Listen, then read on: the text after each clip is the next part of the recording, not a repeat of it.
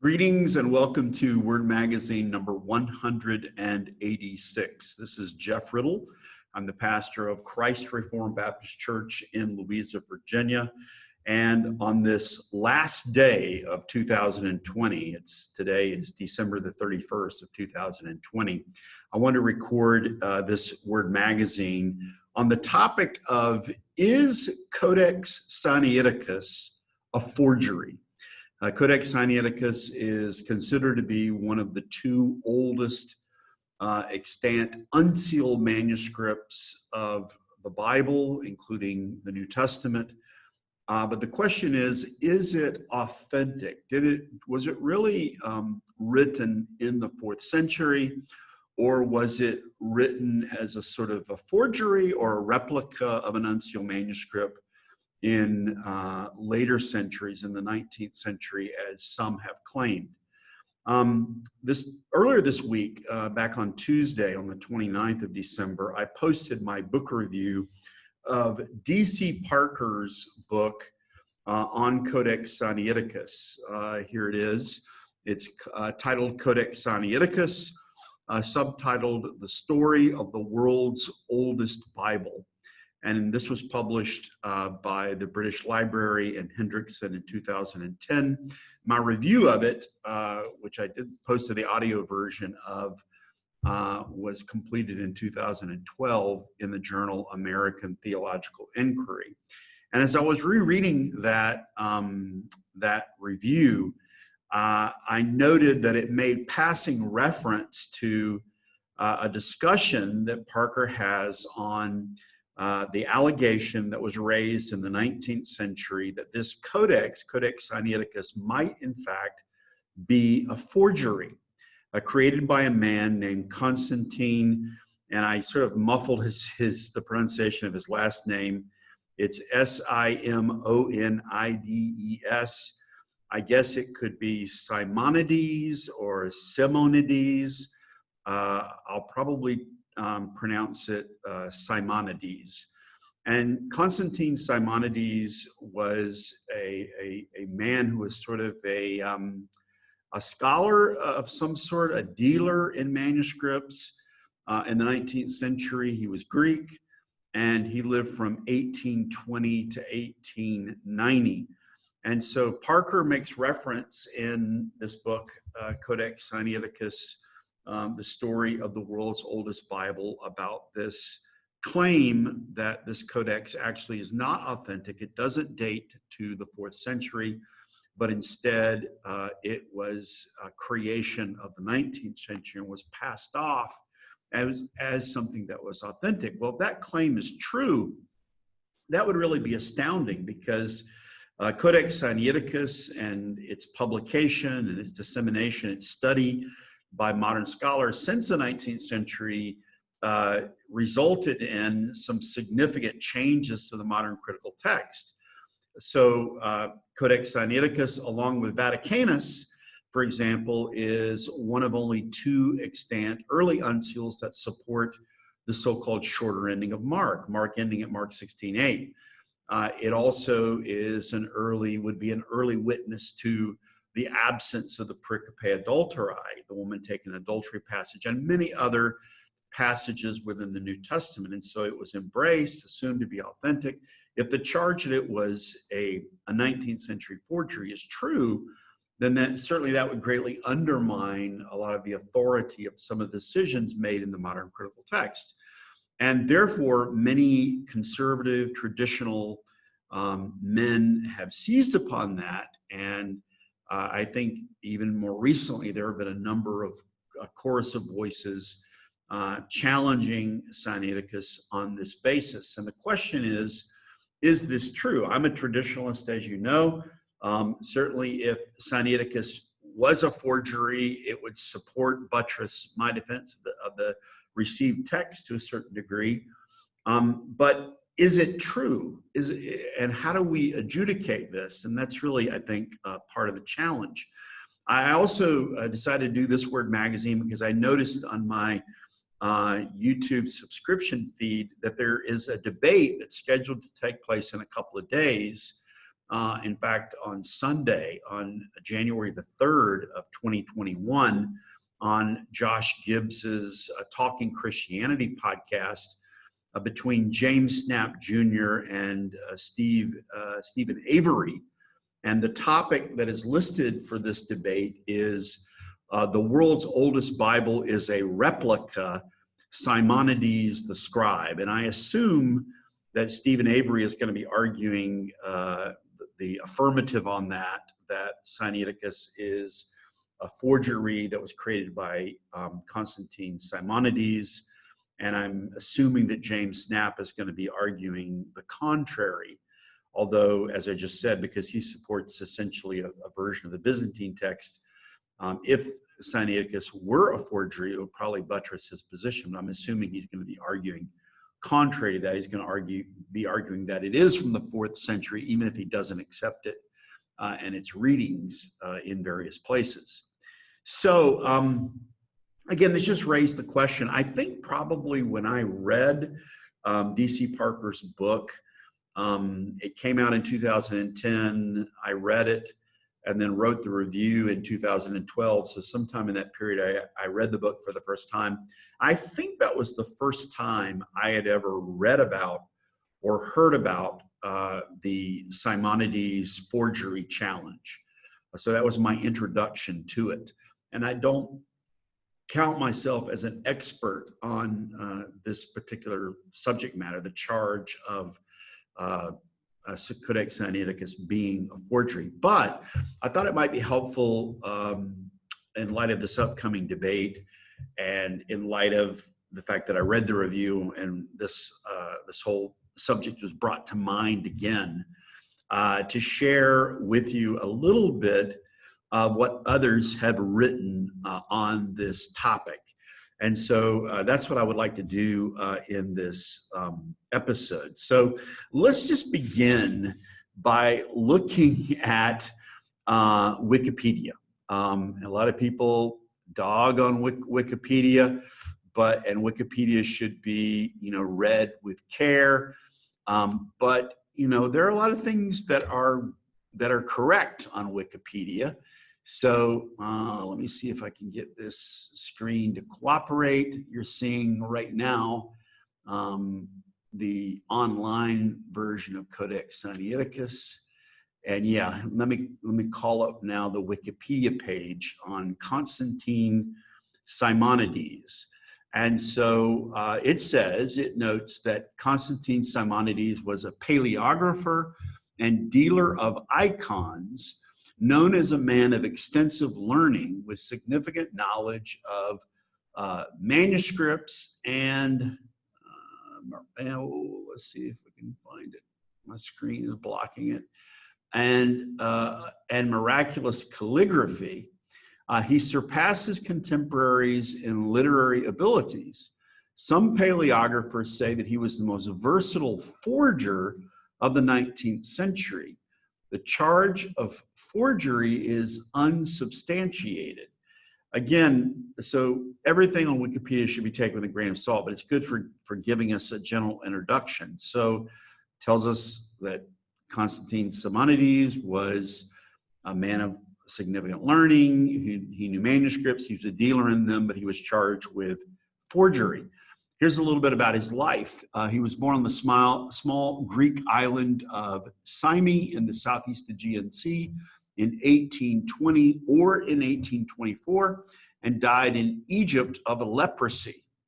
Simonides lived in the monasteries on Mount Athos between 1839 and 1841, and again in 1852. So Mount Athos is that great collection of Greek and Orthodox monasteries where there are many significant Christian manuscripts, including biblical manuscripts.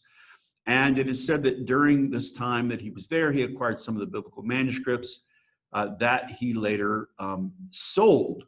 He produced, it says, a lot of manuscripts ascribed to Hellenistic and the early Byzantine periods.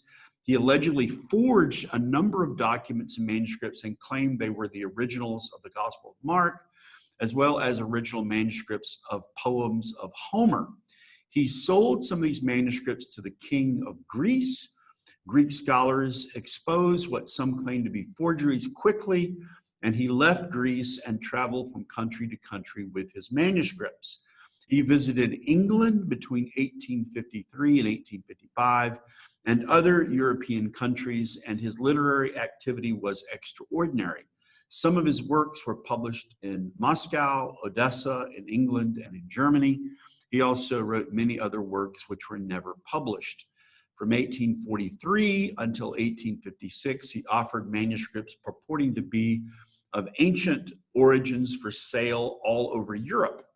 Frederick G. Kenyon writes that Simonides created, quote, a considerable sensation by producing quantities of Greek manuscripts professing to be of fabulous antiquity, such as a Homer in an almost prehistoric style of writing, a lost Egyptian historian, a copy of St. Matthew's Gospel on papyrus, written 15 years after the Ascension, exclamation mark, and other portions of the New Testament dating from the first century.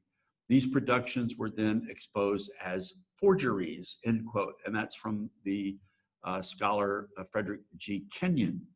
In 1854 and 1855, Simonides tried unsuccessfully to sell some manuscripts for the British Museum of the Bodleian Library and the Bodleian Library. Thomas Phillips was a less critical purchaser and bought for the Phillips Library at Cheltenham some manuscripts in 1855. He visited Berlin and Leipzig. He informed Wilhelm Dendorf that he owned a palimpsest of Uranius. On September 13 of 1862, in an article in The Guardian, this is apropos now to our topic, he claimed that he was the real author of Codex Sinaiticus and that he wrote it in 1839. According to him, it was the one poor work of his youth. Now, this will be significant. We'll see a little bit later. If he was born in 1820, he would have been 19 years old when he produced this. If he was born in 1924, he would have only been 15 years old. I don't forget what I said. If he was born in 1820, he would have been 19. If he were born in 1824, he would have been only 15 years old. According to him, it was, again, the one poor work of his youth.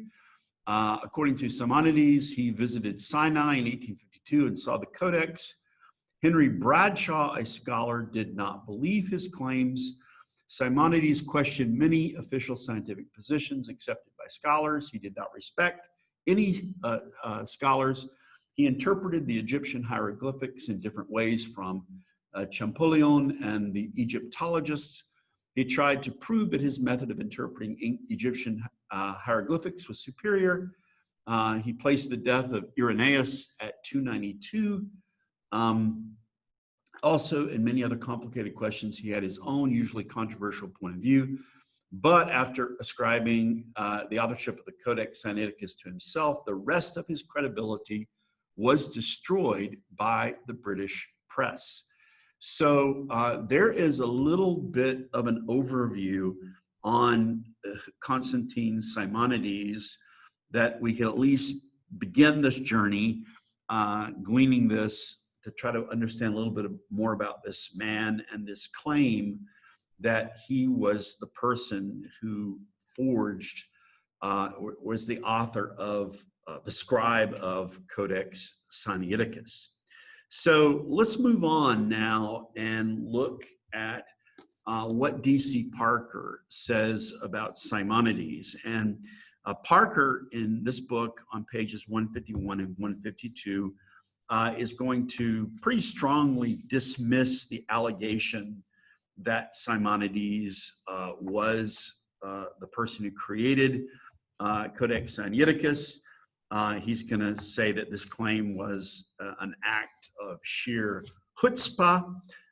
So let me just look at it. This is on pages 151 and 152. Here's what Parker writes. He writes, the heading is Simonides. It is usual for forgers to pass off their work as that of another. It is rare for them to claim authorship of a genuine article.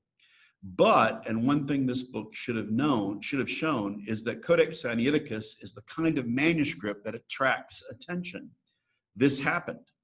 The Manchester Guardian of 3 September 1862 contained a letter from one C. Simonides, in which he carefully set out the way in which he had made a copy of the Greek scriptures for presentation by his uncle Benedict, librarian of the monastery Panteleimon on Mount Athos, to Tsar Nicholas I.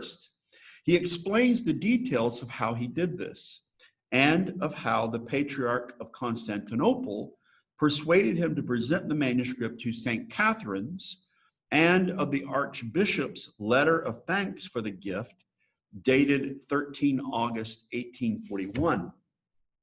Of how, when he saw it in 1852, it was much altered, looking older than it should do, concluding that the above is a true statement of the origin and history of the famous Codex Sinaiticus, which Professor Tischendorf has foisted on the world as a manuscript of the 4th century. Finally explaining that the corrections were made by his uncle, one understands why a former Regius professor of Greek in the University of Oxford has described Simonides as, quote, a name indeed that deserves a whole page on the golden book of Chutzpah. Some of Simonides' forgeries, Parker continues, of Greek manuscripts had been accepted as genuine and landed him in prison when they were exposed. The absurdity of his claim to have forged something so indisputably the genuine article must be put down to malice. The fact that Tischendorf was one of those who had exposed Simonides early in 1856 may have had something to do with it. A few in the British press, at any rate, chose to take up the matter. A long-defunct journal called the Literary Churchman actually took Simonides' side while claiming neutrality. In retrospect, it may seem surprising that anybody could have taken any of Simonides' letters seriously, but one has only to look at more recent cases to see that there is never a dearth of people willing to support a ridiculous claim. So Parker says this claim is ridiculous. The whole story that Simonides put forward in this letter to the Guardian about him having created this, his uncle having offered the corrections, and he had given it to St. Catherine's Monastery, and somehow it had aged to look older. Parker says this is just chutzpah. There is an interesting also section in Parker's book on page 154 under sources and further reading, where he gives a little bit of a bibliography. He says, for Simonides and chutzpah, see Peter Parsons' article, Forging Ahead, Has Simonides Struck Again? In the Times Literary Supplement, 22 February 2008, and the letter by Harris Caligus, 19 March of 2008. The episode is extensively documented by J.K. Elliott in his book Codex Sinaiticus and the Simonides Affair, an examination of the 19th century claim that Codex Sinaiticus was not an ancient manuscript. And this was published by the Patriarchal Institute for Patristic Studies in 1982. And I would say this is probably the go-to monograph if you really get interested in studying the claim of the Simonides forgery of Codex Sinaiticus, this work by J.K. Elliott, Codex Sinaiticus and the Simonides Affair. We've looked at the Wikipedia article, we've looked at D.C. Parker, and he just rejects this as a matter of Simonides' chutzpah.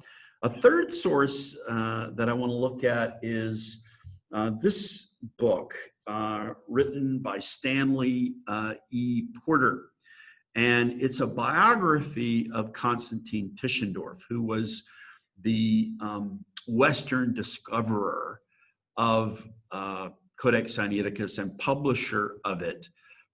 He claims to have found it within the monastery at St. Catherine's on Sinai. And so this is a biography, again, of Tischendorf. It's subtitled The Life and Work of a 19th Century Bible Hunter. And this was published by Bloomsbury in 2015. I read this, I was going to write a review of it, and I have never gotten around to writing a review of it. 5 years have passed. I probably won't write one. But I just looked in the at the back, at the index, to remind myself of the references to Simonides. And there are two sections in this book where he talks about Tischendorf and his interactions with Simonides. The first of these is on pages 38 and 39 of the book, where Porter discusses how Simonides in 1855 sold to the University of Leipzig library manuscripts of what purported to be the Shepherd of Hermas. And of course, the Shepherd of Hermas is also included in Codex Sinaiticus. And later, though, these documents that Simonides sold to the University of Leipzig, they were later challenged as being inauthentic by various scholars, including Tischendorf. Around the same time, Porter reports, Simonides was arrested on the charge of forging a palimpsest manuscript attributed to a man named Uranius, that's U-R-A-N-I-U-S, of Alexander. And this claimed to be an ancient historical document. And Porter notes that it was Tischendorf who was among those who wrote disputing the authenticity of this document, again, attributed to Uranius of Alexandria. So let me just read a little bit of this, and you can get a feel for what Porter is saying. He talked about a couple of important events that happened to Tischendorf, and he takes off here on page 38. The first event was in connection with the Shepherd of Hermas, and the second in relation to the palimpsest manuscript relating to the history of the kings of Egypt by a person named Uranius of Alexandria. The stories, however, are interconnected and bear brief repeating. The Shepherd of Hermas is a work that has long been recognized as being highly popular in the ancient church, but it was only known in Latin versions at this point in Tischendorf's life. In 1855, however, a man by the name of Constantine Simonides, a name that will be mentioned again below, sold to the University of Leipzig library a manuscript. He said that it was a copy of the original Greek manuscript of the Shepherd of Hermas, except for a final page of the text. His manuscript consisted of 3 sheets, supposedly from a manuscript from Mount Athos, written in a 14th century hand, and 6 sheets purporting to be from the same manuscript, but written in Simonides' own hand, as he had been unable to secure the rest of the manuscript. The library quickly purchased the pages, and 2 classical scholars, Rudolf Anger and Wilhelm Dindorf, set about publishing them. So he sold 6 sheets to the University of Leipzig. 3 of them claimed to be from a copy of the Shepherd of Hermas that was at Mount Athos. 6 of the sheets were supposedly Simonides' own writing out of part of the manuscript that he wasn't able to secure, but he had his written transcription of it. He continues, Porter continues, Simonides was arrested at this time, being accused of forging the manuscript of Uranius mentioned above. So while he sold these manuscripts of the Shepherd of Hermas to the University of Leipzig, and these 2 German scholars accept it as authentic and are publishing it, but while this is going on, Parker says this was in 1856. So a year later, 1855, he sells the manuscripts to the University of Leipzig. A year later, 1856, there's a charge that he has forged this work by Uranius of Alexandria. He continues. This is now page 39 of this book on Constantine Tischendorf. When arrested, Simonides also had another copy of the set of 6 sheets of the Shepherd of Hermas, which pages had a very different text on them than the pages sold to the University of Leipzig, with the version followed by Anger and Dindorf being apparently a corrected form of this one. So I don't know if you're following this, the plot deepens. So they arrest him and they find he's got another 6 sheets of the Shepherd of Hermas, but they're not the same as the ones that he sold to the University of Leipzig. They're different. Of course, he continues, the arrests of Simonides raised numerous questions about the authenticity of any of the manuscripts related to him. And a number of scholars got involved in the debate, including Tischendorf himself. After all, who better to comment on the veracity of ancient manuscripts than the man who examined more of them than any other human being? Tischendorf thought that the 3 sheets purportedly from Mount Athos reflected the translation into Greek of an earlier Latin version, singular, and that the later discovered 6 sheets were really made from the original at Mount Athos, whereas the earlier 6 sheets, now owned by the University of Leipzig, were Simonides' later construction. So Tischendorf's view was that the 3 sheets that Simonides claimed had come from Mount Athos were actually simply his rendering into Greek a Latin version, so they were not authentic. But he said the 6 sheets that were transcribed by Simonides, the ones that were found on him when he was arrested, were actually probably authentic transcriptions of an original, whereas the 6 he had sold to the University of Leipzig were his edited or reconstructed or corrected ones. It's a little bit complicated.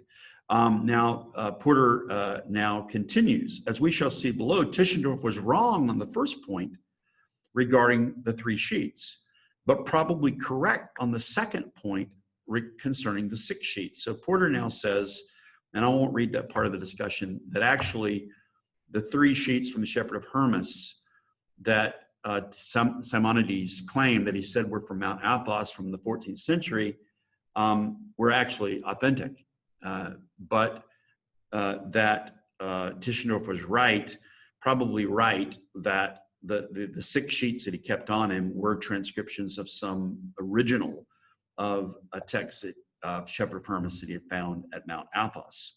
All right, hope this isn't too complicated. This is in the weeds. He says, as a result of Tischendorf's publication of his results in the form of an edition of the Shepherd of Hermas, Anger and Dindorf admitted that their edition was of no scholarly value. After that, a number of other scholars attempted to create their own editions of the Shepherd of Hermas, but the entire situation changed in 1859, when the rest of Sinaiticus was discovered, and then in 1863, when a new edition of the Shepherd of Hermas was published. In the meantime, because of his expertise in handwriting, Tischendorf became involved in the Uranius episode as well, which also involved Dindorf's initial attestation as to its authenticity, though the manuscript was later found to be a forgery. In this case, as in the previous one, Tischendorf also disputed the authenticity of the Uranius document by Simonides. So Tischendorf got involved and questioned the authenticity of the Uranius document, and I think the consensus is that he was correct, that Simonides had forged this particular document. It's interesting that this poor scholar, German scholar Dindorf, who had authenticated this, and then the whole scholarly consensus shifts, and he has to make a statement that they were wrong in accepting this. They had accepted a forged document as authentic. So that's an interesting part of the discussion. Now, a little bit later in Porter's book, he deals with the Codex Sinaiticus controversy with Simonides. And I'm going to pick it up here again on pages 48 through 50 now. He says, two major issues remain to be dealt with in terms of Tischendorf and the Sinai Codex. The first revolves around Simonides, the forger whom we discussed previously. Frustrated with the outcome of his previous dealings with Tischendorf, Simonides was bold enough in around 1860 to start circulating the story that Codex Sinaiticus was in fact not the oldest manuscript, but instead a recent forgery. When Sinaiticus was published in 1862, Simonides wrote a letter to the Guardian newspaper in England, making the bold claim that he had written the manuscript himself in 1840.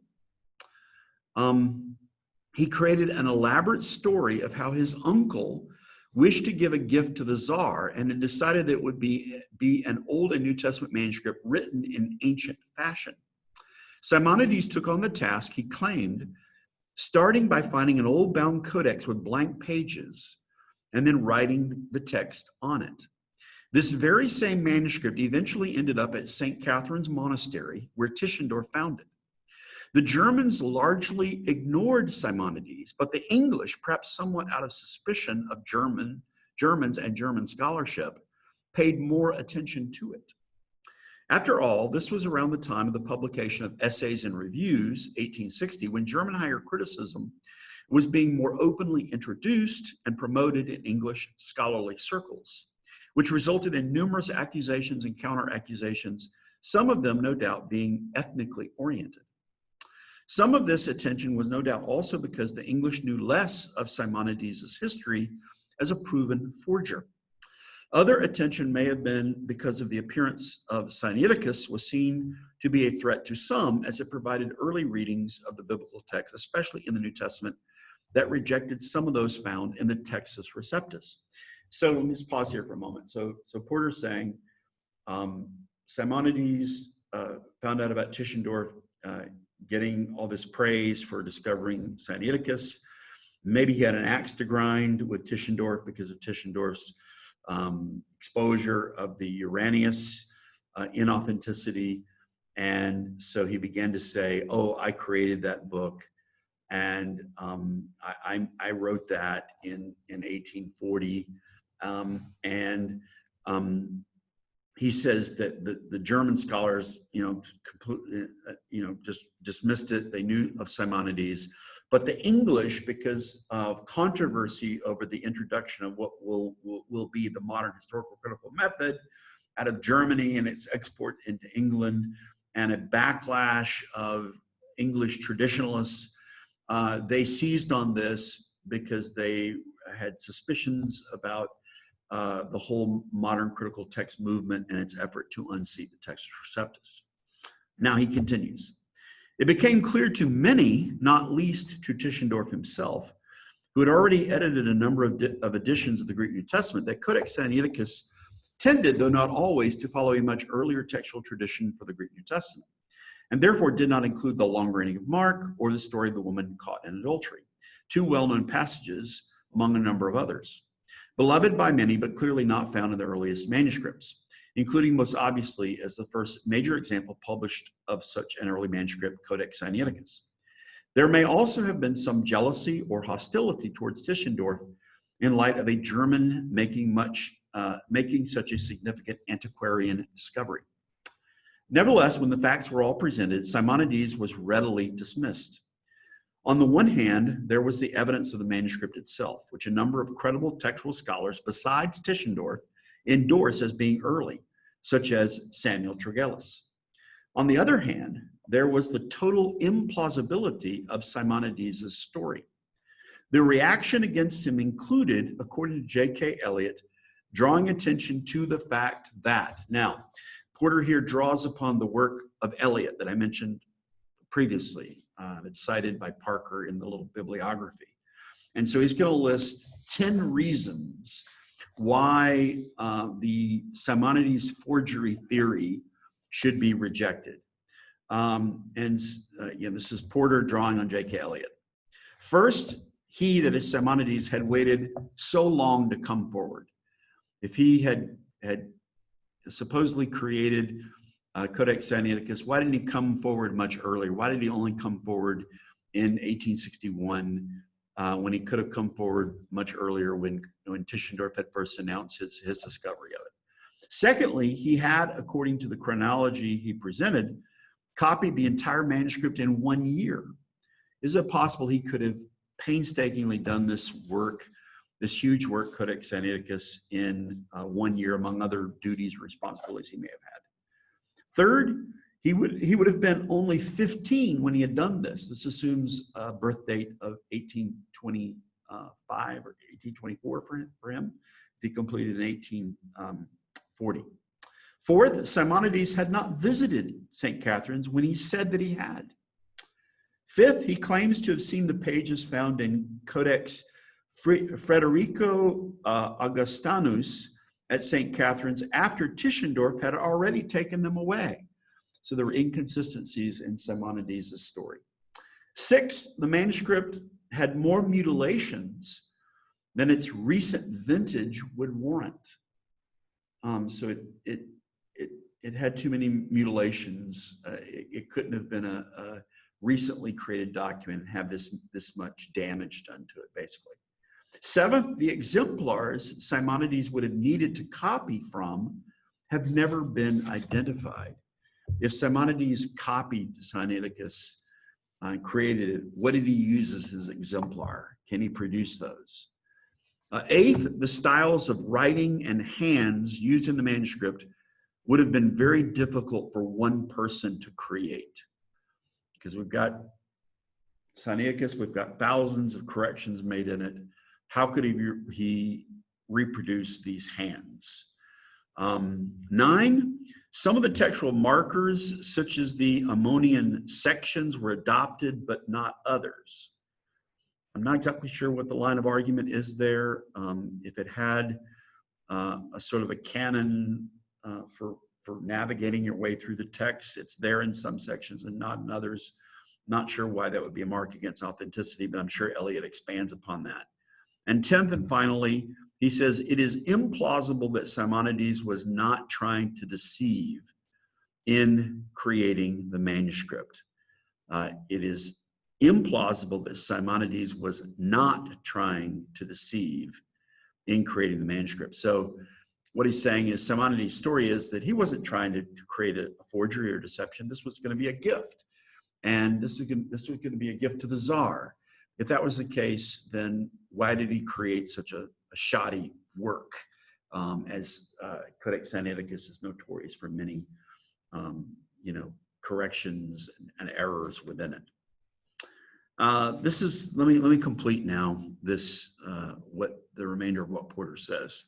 He says, Elliott reaches two reasonable and important conclusions. Quote, Tischendorf's judgment about the age, composition, and significance of Codex Sinaiticus were to remain without serious challenge, end quote. And, quote, ironically, had it not been for Simonides' attempt to cast doubt on Tischendorf's scholarly judgment, many scholars, especially in England, may not have been so interested in verifying the details about Sinaiticus or taken so much notice of the manuscript. So he says, Simonides' efforts to devalue, debunk Sinaiticus actually ended up sort of backfiring on him, and it ended up with more traditional English scholars looking at it and saying, at least, yeah, okay, it's from the 4th century, it's old, even if we don't accept the readings within it. In other words, rather than the Simonides affair harming Tischendorf, it led to greater recognition of the importance of the manuscript he had discovered and published. I'll pause right there. That'll be enough from reading from Porter. So that gives us, if we look at the Wikipedia article and we look at the Parker's brief statements and we look at Porter's drawing on Elliott, we get the basic outline of the story of the alleged forgery of Codex Sinaiticus at the hands of Constantine Simonides. So what conclusions can we draw? from this little survey.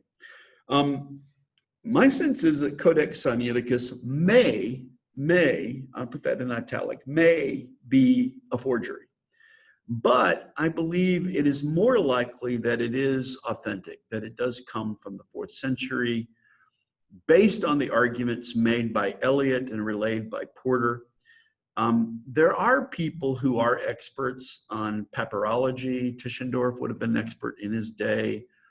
Tregelles would have been an expert in his day, and there are people who are experts in this day. There are those who have examined the manuscript firsthand, not just in digital copies. And I do think that their judgment should be given proper weight. So Sinaiticus maybe, possibly could have been created by Simonides, but I think it's not very probable. It's not very likely, given the arguments, again, made by Eliot. That's not to say, however, that scholars cannot be duped. They can be. We know they can be. One of the most foolish things that is said sometimes is that, you know, modern scholars just look at things neutrally and they don't come with any presuppositions. Well, that's balderdash. Of course they do.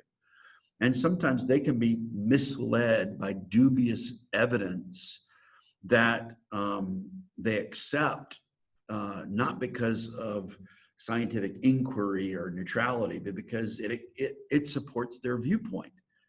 And so Sinaiticus may be a forgery. It's probably not, but we shouldn't dismiss the fact that scholars can be misled. And I was just thinking about that, and I was thinking about some of the more contemporary examples of disputes about the authenticity of documents. And I want to just note briefly sort of 3 contemporary examples of this. And let me see if I can draw up this so you can see it. So the first one I want to consider is a dispute that was created in around the year 1958 regarding the Columbia scholar Morton Smith and what is called the Secret Gospel of Mark. I'm just going to pull up the Wikipedia article on this. So the dispute here involved the authenticity of a letter. It's called the Mar Saba letter, discovered in a monastery in Jerusalem, that was attributed to the early ecclesiastical writer Clement of Alexandria. And it makes reference to an extended version of the Gospel of Mark. And you can read the Wikipedia article. The original letter was lost, but there was only Smith's transcription of it. And eventually, most people came to the conclusion that this document was false. And even some came to the conclusion that Morton Smith had created this himself. And he published a book on this, and he was so desperate to find, unique information that there's a good chance he created it himself. And so this would be a contemporary example of a disputed, inauthentic document that was passed off as something that was authentic. So we shouldn't think that Simonides was the only one with chutzpah in answer to D.C. Parker. Second example I want to give is a more recent one, and this relates to Dan Wallace of Dallas Seminary and the so-called first century Mark. And this was a dispute that took place in 2012 when Dan Wallace was debating Bart Ehrman. Oh my goodness, he debated Bart Ehrman. He went into the ring with Bart Ehrman. Oh, I thought James White was the only one who could do that. But actually, Dan Wallace debating Bart Ehrman is kind of like James White debating Bart Ehrman. They really don't have anything to disagree on. They're both reasoned, eclectic scholars, but the only thing they would disagree on is that Wallace, as an evangelical, would still believe there's some inspiration and authority to the New Testament writings. But in the course of that debate, Dan Wallace famously made reference to a supposed recent papyrus find of Mark that dated it to the 1st century. And he put this forward to prove the antiquity of the Gospel of Mark, and that it was close to the time of Jesus, and therefore it was an authentic historical record of the life of Jesus and so forth. The problem was that there was a challenge as to whether or not this document could actually be dated to the 1st century. And in fact, a few years after this, finally, the papyrus in question was published, and it turns out that it was not dated to the 1st century, but it was dated sometime in the 2nd or 3rd century.